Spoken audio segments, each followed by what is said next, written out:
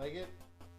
I took a while to do this because a lot of the questions were either really funny or really on point with, you know, how we connect as gamers. We're always interested in other people's taste because they differ from our own. Usually, sometimes at least, it introduces us to games we would have never seen before or heard about before. So, you know, I appreciate those questions a lot as well. But a few of them really dug deep. And in a good way. You know, I'm excited to answer those questions. So let's just get right into it. So this first question comes from Veinz, and it's, what direct sequel would I like to see, and what one thing would I change in order to make it a better or different experience? I'd say the Nintendo made sports games for the 64. They're all great games. And I would say Excitebike over all of them because it never actually got a sequel. The other two got some outings on the GameCube. But I'm going to have to go with 1080 because, you know, Wave Race, I loved it. I actually loved 1080 as well, but Wave Race got a few aesthetical things wrong, but the core game, the gameplay that I loved from the first Wave Race was essentially there. But 1080 Nintendo really dropped the ball on, in my opinion. I felt like the aesthetic, amazing, perfect. I really enjoyed what they did with the game. I was sad to see some characters not come back, like Kensuke Keimachi. He's my boy.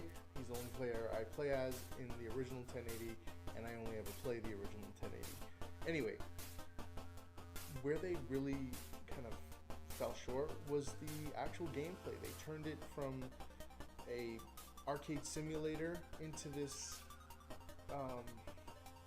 almost, you remember those kind of snowboarding and skiing games that you would find at like a Chuck E. Cheese or what was it, Discovery Zone, you know, places like that. I don't know what the new ones are called. I'm not really concerned on that. Just a place with an arcade and some pens with balls in them and some slides for the kids, and they sell pizza and stuff like that. You can win prizes, that kind of stuff. I feel like those ones that were super over exaggerated, you know, with the heights and not like SSX. SSX is in a league of its own, but you get what I mean. It's just like one of those old Sega arcade snowboarding games. I feel like they need to take out all that arcade aspects, like you build up a meter and it gives you a shield so you can plow through people, pedestrians. I'm like, well, one, there was no pedestrians before, and two, if there are pedestrians, I kind of want there to be a more realistic interaction with them. You know, I don't want any kind of invincibility in a 1080. You guided that line between arcade and simulator so well, you need to get back to that. And I think you'll have a beautiful 1080 if you do that. Next question comes from Bone. What's something that you've always wanted to do, but may not have had the funds? Well, I'll give you two things. I've always wanted to go skydiving, even though I'm terrified of heights. I've always wanted to go skydiving in the Swiss Alps, and I almost did it back in 2006 on a Euro trip. The other wish is that I could train in Okinawa, Japan, in karate, the style that I grew up training. It originates from Okinawa, and it would just be amazing. I am going to Japan in May, and maybe, you never know, but I will be documenting that trip, so that should be fun. So we have a few questions from the Mel and Apollo show. Okay, so the first question is, what 3 games do you think deserve a remaster? You guys are going to learn fairly quickly that I have a love affair with those Nintendo 64 sports games. Wave Race, 1080, Excitebike. I would have chosen all 3, but I'm going to live a little dangerously, and I'm going to kick Excitebike out of there. Even though I do like it, it's not the one that I understand the most about. I am actually only just starting to understand how to play that game properly, whereas the other 2 I'm probably a world expert. But the third game would definitely be Panzer Dragoon Saga, because it is an incredibly unique RPG that I feel needs to be brought back to the masses in a huge way. It is a beautiful game, and honestly, I would prefer them make a remake of this game, you know, the same way they did Shadow of the Colossus. That would be amazing. Next question is, what is my favorite gaming memory? This is a very thoughtful question, and I'd never actually really thought about it. Like, I didn't have it on hand like that, and that's part of the reason this video took so long, is because some of these questions I had to like draw from, you know, memory banks that I'd kind of like blown over. So it was very nostalgic for me. It got very emotional, to be honest. It's been an incredible week building up to this point. I feel like my favorite memory is the moment I realized that my mother was badass at buying me gifts without my intervention or my ideas thrown at her in terms of what games to buy. She just knew. And I'm sure she might have talked to someone at the store or wherever she bought these games for like Christmas and stuff. But I don't know. She went the lengths to make sure. And it was really awesome the moment I realized this. And what was cool about the moment was I was probably on my third or fourth year, you know, Christmas time, scavenged the house looking for my presents. And you know, I'd been successful in those 4 years, that I'd become more resourceful in where I would look. And I finally found a spot, and she stuck with it every year. So after the first year, so I always knew where it was. And I went in this one Christmas, and she had gotten me Gunstar Heroes for the Sega Genesis and Aliens 3, the video game. Also, an amazing game. Maybe a little clunky, but it is a fun game nonetheless.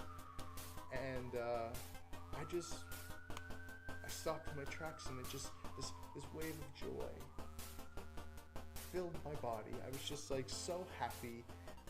I didn't even know what these games were gonna be like, but looking at the back, I've never been that same level of excited about a game. And I think it's because that was a time period where you just didn't have, you know, an onslaught of constant information about games. Like games, there was still something mysterious about games and gaming. So I remember that feeling, and I don't think it'll ever be the same again. There's something very special about that time period. I'm glad I'm an 80s baby, to be honest. You know, being a part of that transition in technology is just, it was really cool. What's my favorite meal? This is a good question. She knows I'm a foodie, so. Normally, you know, you look at me, I'm a caveman, a big guy. I would go with the meat and potatoes. Very particular, but it would be nice. Very nice. You know? Very particular cut of meat. A very particular preparation on the potatoes. Like, be delicious.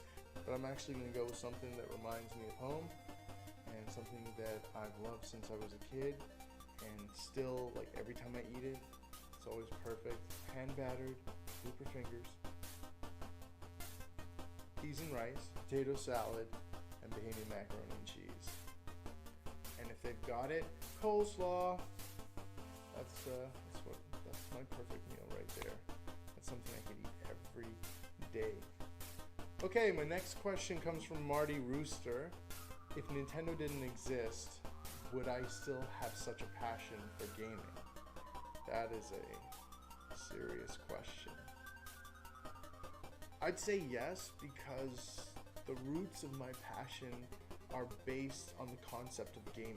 Had Nintendo not existed, I would have probably found a full-time home with Sega. Now, would they have had the same spark that would have manifested this desire to create? That I cannot say. The next question comes from, I'm just gonna say her Twitter handle because her name, it kills me. I'd piss Pop D. Bhaal Spawn. What are your 3 most and 3 least favorite games of all time? Well, I gotta say Breath of the Wild, because never have I ever played a game that has had me in such blissful ignorance of the world around me for that period of time. I've put 300 hours into it, but that first month of having the game, I couldn't stop playing it. I lost sleep over it. Like, I would have dreams about it. It was amazing. Great game. My second pick is Soul Calibur on the Dreamcast, because I've never been left in the same kind of awe of a fighting game since. Well, except for Virtual Fighter 4 and DOA 3. What can I say? It was a great generation for fighting games. Last but not least is Metroid Prime, because of its revolutionary design.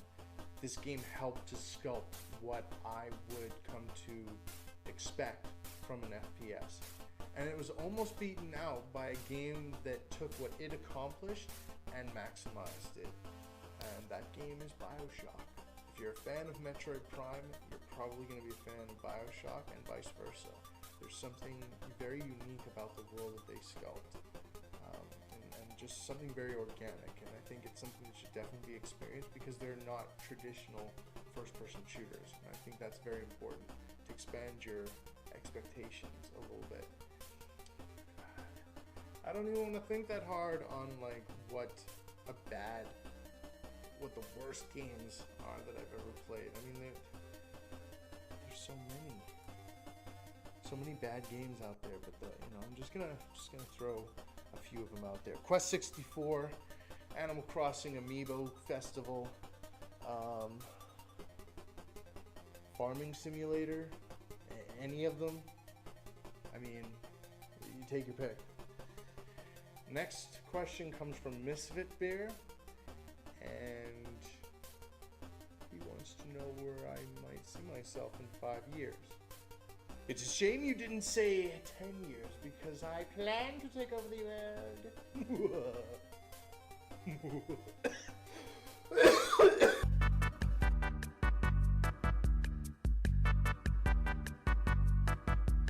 Well, this is a good question. Well, I hope to be past that place of accomplished concept artist. It's kind of where I hope to break into Nintendo, if I was to be able to get to Nintendo. This is all in a universe where I'm at Nintendo. I could be elsewhere, honestly. But I would like to be able to, say, put my 2 cents in to maybe get creative juices flowing. Like I feel like you could sit me in any seat in Nintendo, and they could give me a base concept, and I can spit out ideas and give them a game to now snowball into something amazing. Like, I know that's probably thinking really highly of myself, but I'm really and truly not a cocky person. I just believe in my creative process. The next question comes from Rob, and it's, what is your favorite Netflix or TV show? And I really couldn't tell you. I like TV a lot. I play more video games than I watch TV, but right now, me and the wife are binging Parks and Recreation, and we're doing that for the 10th time. I think that might say that I love that show. Second question. If you could be in any video game, what would it be? Well, if you mean literally, I would have to say Breath of the Wild, because that would be a beautiful combination of chill and action adventure. Like I feel like I could do that for eternity. If you mean me being featured in a game now, that would have to be Shenmue. You saw what they did to Tom the Jamaican. I'd love to see what they would do with Rich the Bahamian. That would be amazing. Next question comes from Scarab. What's your stance on peeing in the shower? This is a good one. Well, the runoff of the shower does go to the same reservoir as all the other good stuff. So if you aim for the target and you don't spatter everywhere and make a mess, and if you don't hit your wife in the leg, you should be okay. Next question comes from Justin Games and Cofee. What keeps you motivated? This is a tricky one. Well, it's a lot of things that keep me motivated. First off, it has always been my love and desire to work for Nintendo, because I'm going to be real with you guys, they helped me through a lot of stuff. It's a very particular, and I mean Sega's a part of this too. Up until the Dreamcast, it was the two of them, and I had both of their products. I loved both of their products. Both very different and very similar in a lot of ways. Just very great companies, love them. And I think through the death of Sega as a first-party company really strengthened my bond for Nintendo, and it created a desire through like just finding out about my own creativity. I realized that I wanted to make games for these people. I wanted to design for them, and it's kept me wanting. And you know, even with failing out of college, I kept active in one way or another. You know, I wanted it somehow, some way, and that's what got me into the idea of videos. But I had to get through a whole bunch of other stuff to get to that point. But I knew I wanted to get there, so I just kept trying. And I wish I had tried harder sooner. I was just terrified of judgment and things that you shouldn't really, you know, be terrified of when you go out and do stuff like this. You've got to be at least somewhat sure of what it is that you want to accomplish or do with, you know, with your channel. So I would say a lot of it was self-generated through that love for Nintendo, and then later I would say, you know, within the last year, I finally got subscribers. I finally have a network of people that genuinely care about my content, care about me. You know, it's amazing. It feels like I have a family now, and it's really like my subscribers, the people I interact with, and that have really helped to take me to the next level. Like I didn't ever think I would get here, where I'm doing at least, you know, 3 videos a month. You know, sometimes even more than that. It all depends on where I am at. You know, I have varying levels. Like this video took me forever, and the silly thing is me not being able to do this video stopped me from doing a lot of other videos, because I'm like, no, I need to concentrate on this video and figure out how I'm gonna actually do it and have it made. You know, it was the buildup of talking to a camera. I'm just talking to a camera, but I feel like I'm talking to every one of you, and it's hard sometimes because I'm really really shy with people I don't like know, you know. I have that social awkwardness. Now you put a couple drinks in me, or if you get to know me better, you're gonna see a side of Richard that's completely different. Now that I'm actually putting myself out there and actually able to get these ideas that I've had in my head for topics, things to talk about, things to approach, like now that I have the power to get it out, it feels so good. So even though I sometimes have these kind of blocks still, it still feels great when I get past it and the train starts moving again. You know, I hope to improve the channel as time goes on. I really want to get Adobe or something, because Windows Movie Maker is not cutting it. I want cleaner transitions, and I want the ability to add stuff. I want an intro. Like, I want to give you guys amazing stuff. And like, now that I know that I have the ability to find the tools to do this kind of stuff, I really want to work to make a better situation for us all, you know? Next question is from Berbalee. If you were to get your dream job at Nintendo, what would be the first 3 things that you would do?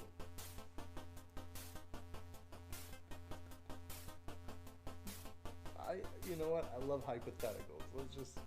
let's just let this one rip. I would buy Sega. That was happening day one. First bit out. And that's because I've always thought that Nintendo and Sega would make amazing games together if Sega belonged to Nintendo, because I think that's the key issue with Sega. Their quality wavers a lot. You know, some games are really good, some games are really bad. And I feel like Nintendo would help to get quality control into check, while Sega would bring variety to Nintendo, unlike we've ever seen before. I mean, think about all those franchises. I mean, even if you couldn't buy them, even if we couldn't buy them, we would try to work out a 20-year deal or something like that, you know? Oh my god, the next Sonic game would be amazing, I promise. My next move in office would be to reinstate Nintendo Sports. Back in the day on the original Nintendo systems, you got like a little stamp with like a hockey stick and a baseball bat and like, you know, and it was the Nintendo Sports. I want to bring that back. And I want it to be a division that mostly caters to games like 1080, Wave Race, Excite Bike, and anything that might spawn from those, and F-Zero.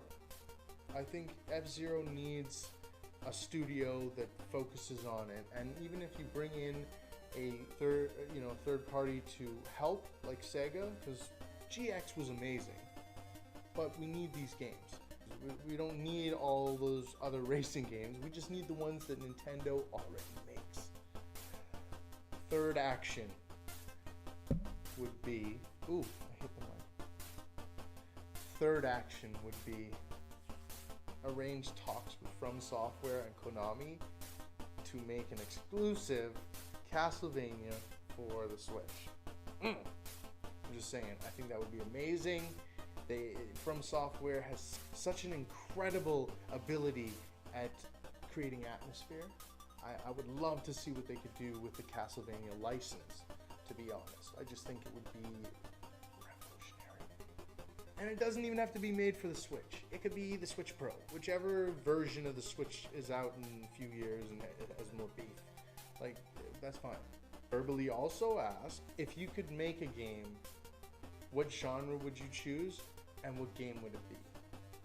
Well, the genre would be definitely arcade sim racing, and I would probably, because my fondest gaming concept to date is for Wave Race.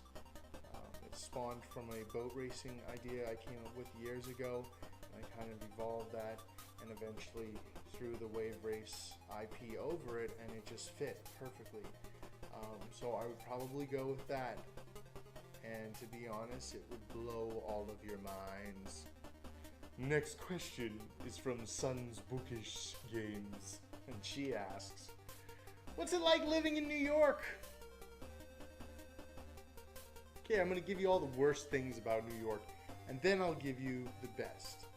The winters are cold, like brutally cold when they're cold, and kind of nice when they're warm, which this year has been kind of weird.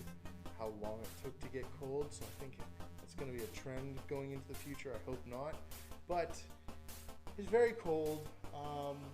Pet owners let their dogs poop outside, melts into the snow covers it up, and then when spring comes along, we've got all these this lovely smells coming out of the woodwork, and it's great. But during the summer, it's hot and it stinks. It like the city itself like has an odor. Sometimes you can avoid it, but a lot of the times, you know, you smell pee and garbage. Like the garbage system here is it's not a very clean city. It's not filthy. It's not terrible. It's just on Thursdays it gets kind of gross around here. But it's nice. There's a lot of things to see. Also, taxis. You should always know that taxi drivers here are crazy. Like, they're certified. I'm pretty sure it says it on their license. I don't know, but they just don't drive like normal human beings. It's crazy. So just be wary. If your car's sick, you might want to rent a car or something, or take a train, but I wouldn't recommend it. Other than that, you know, there's lots of sights to see. The city itself is quite beautiful and iconic. Nintendo New York, I mean, come on. I know you're going there. And I mean, the whole Rockefeller Plaza is just really cool. Surrounding areas like the other boroughs are very cool. I'm not gonna lie. You find a lot of good food all around, but New York is expensive. That's the worst part about it. It's as expensive here as it is in Nassau, Bahamas, which is ranked one of the most expensive places on earth, up there with Tokyo. Our last question of the day comes from Eric, the president himself. He wants to know what the craziest travel story I have is, and I wish not to disappoint, so I'm going to give you the best one. I mean, there's I don't know if it's the best. It's up there. There's a few, but I'd say that, yeah, this ranks among the highest. Same Euro trip. This Euro trip we went London to France, France to Brussels, Brussels to Amsterdam. Then we flew from Amsterdam to Greece. We did a lot of Greece, Athens, Santorini, Mykonos, and then we went to Rome, Florence, Venice. So that's the layout of the trip. And we were backpacking. I mean, we were roughing it. It was amazing. It's the best trip of my life, bar none. At this time, I'm just about to turn 21. So I've given you the outline of the trip. And our event takes place in Venice, Italy. This is during World Cup time. It's July 4th. It's the beginning of our trip because we're there for a month. Well, in Europe for a month. And Germany is playing Italy. Italy wins. Now, by this time in the trip, we had linked up with some Italians from New York that were in Italy for the World Cup, you know, rooting for their home country, and I thought that was awesome. So we're at the game, and it's just finishing up. Italy has just won, and there just happens to be two Germans in the bar, and they're furious. But we're not like thinking too much about it. You know, we're just enjoying the win, celebrating. We're not throwing it in their faces. I remember a bottle being thrown.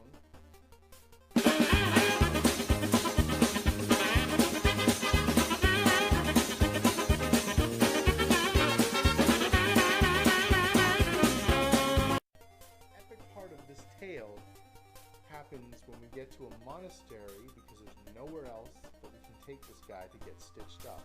We take him to a monastery. I start to get the dizzies and I fall asleep on a slab of concrete just inside of a courtyard. The next morning, everyone comes out looking, where's Richard? What happened to Richard? What's going on? They come out, they find me on the slab, and there are cats everywhere. I wish we had a picture, but that night, like, we decided not to take our devices out because we had risked losing stuff the night before, and in Florence, we had been robbed while we were out. I mean, they didn't get away with anything, but we were being pickpocketed. It was crazy. I'm telling you, I could keep pulling stories from this one Euro trip. Anytime I have a Q&A, Eric, we will have a new story. It was an amazing adventure. And thank you for asking that question. Thank you all for asking your amazing questions.